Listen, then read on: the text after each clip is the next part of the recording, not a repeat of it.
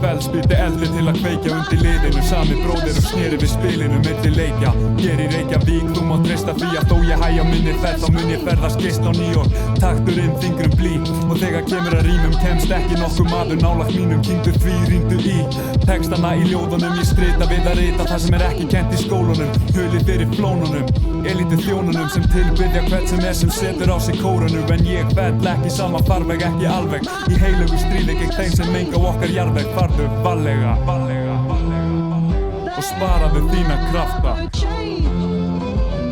því þú mun þurfa á þeim að halda þegar ég kem að þér að afta.